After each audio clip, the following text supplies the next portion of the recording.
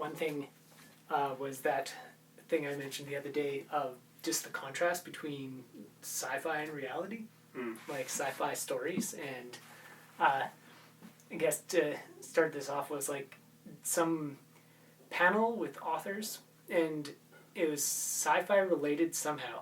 But at some point, one of the authors went like, I was thinking about this recently on how, why is it that whenever you see aliens in a story or something, there's like an invasion or something along those lines, and then when somebody in the field of science or is studying aliens or something, it's like their questions are things like, why haven't the aliens colonized the galaxy already? Why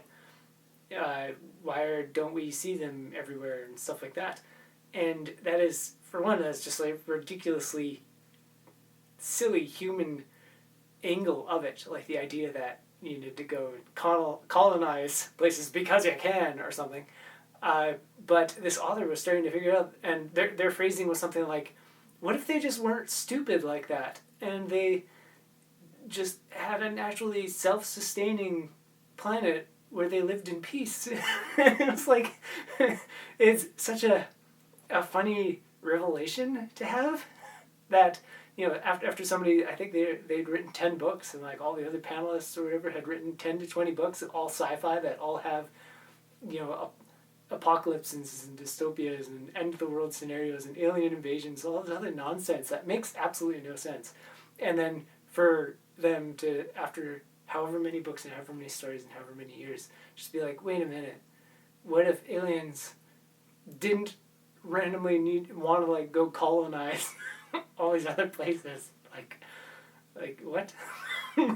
As if you could run out of room on a planet, and then is that all people have thought about, like what humans would do if they were aliens? Like, we're just gonna go colonize things for the sake of it, like just go into every territory and wipe things out or something? Like, just it's such a oddly juvenile thing, and it's so contrasting with reality, which reality would just be like, if you had the ability to go places, like, for one, why would they bother with that? Like, for the stories like Mars Attacks or something, or I don't know what an alien invasion thing is, even like Armageddon or Independence Day, all these silly movies. It's like, the aliens are coming here for our resources or something, or to use humans as slave labor, or something. It's all so ridiculous. Like, we're gonna harvest humans for their energy or something.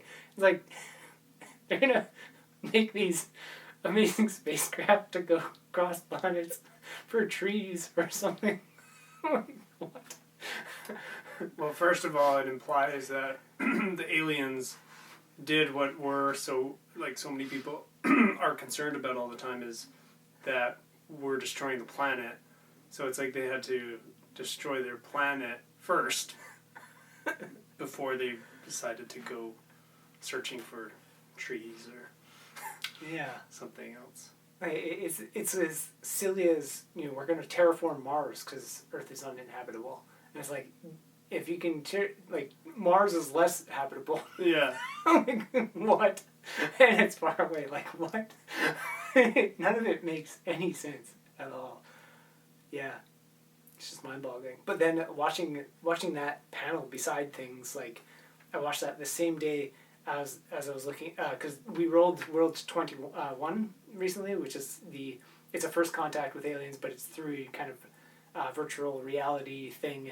Basically, kids like can tap into this intuitive, like, other line to like find a way into meet this effectively divine beings, but they're just like, it's just an alien, an angel or whatever, fairy by any other name.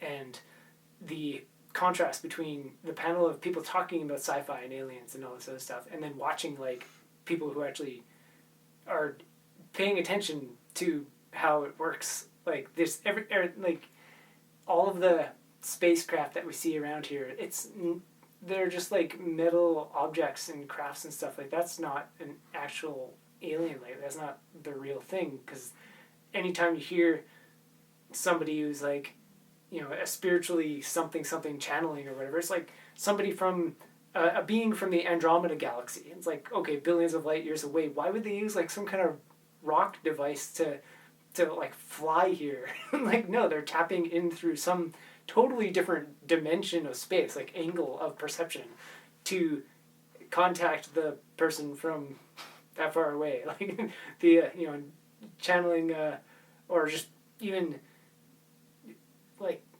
all ancient Buddhist scriptures and like the Bible itself and all this other stuff talks about like how they actually communicated with angels, and it's not like the angels flew down from the sky.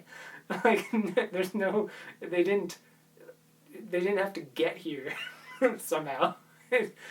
So like the contrast between the reality of what all that stuff would be, what other beings would be like, and what all stories have really pointed to date is so incredibly opposite from each other. It's like no wonder the collective field of belief and understanding of how life works has just not allowed people to be at peace and to encounter things that are like beyond us. You mean when authors are writing about that people from the galaxies away are going to come and attack us?